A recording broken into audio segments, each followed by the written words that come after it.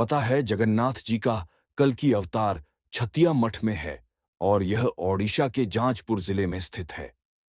यह एक बहुत ही खास और रहस्यमय मंदिर है, क्योंकि यहाँ जगन्नाथ जी को सामने से दर्शन नहीं की जाती।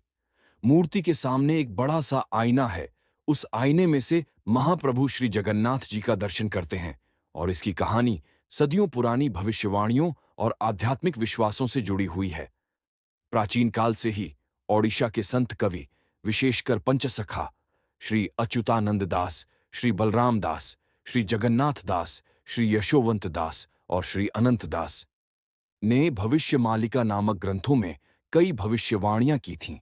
इन भविष्यवाणियों में कलयुग के अंत और भगवान विष्णु के 10वें अवतार कल की भगवान के आगमन का वर्णन है। छतिया मठ इन्हीं भविष्यवाणियों के केंद्र में है।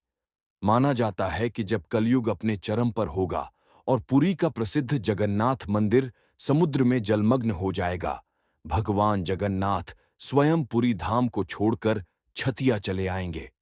और यह भी कहा जाता है कि यह विदेशी लोग पुरी से जगन्नाथ जी को चोरी करके ले जा रहे होंगे एक ब्रिज में, पर ब्रिज टूट जाएगा और जगन्नाथ जी की इच्छा से वो छतिया मठ में स्थापित हो जाएंगे। यहीं छतिया में कल की भगवान का जन्म होगा और वे यहीं से धर्म की पुनः स्थापना करेंगे। छतिया मठ में एक विशाल वट वृक्ष है, जिसे छतिया बटा कहा जाता है। यह वट वृक्ष इस मंदिर का एक महत्वपूर्ण हिस्सा है और इसके साथ कई किंवदंतियां जुड़ी हैं। यह स्थान सनातन धर्म के अनुयायियों के लिए एक पवित्र स्थल माना जाता है, जहां वे भविष्य में होने वाली घटनाओं के बारे में जानने और आध्यात्मिक शांति प्राप्त करने आते हैं। मंदिर में भगवान जगन्नाथ को समर्पित एक आधुनिक वास्तुकला वाला मंदिर भी है, जो देखने में बहुत सुंदर है।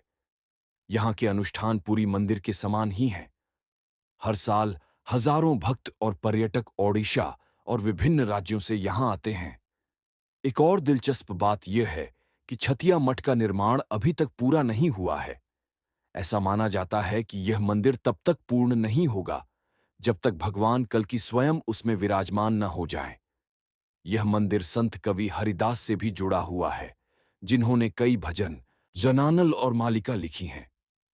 हरिदास ओडिशा के एक महान संत हैं और लोगों द्वारा उनकी पूजा भी की जाती है।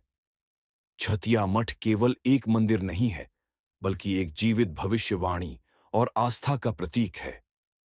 यह वह स्थान है जहां भक्त कलयुग के अंत और एक नए युग की शुरुआत की प्रतीक्षा करते हैं।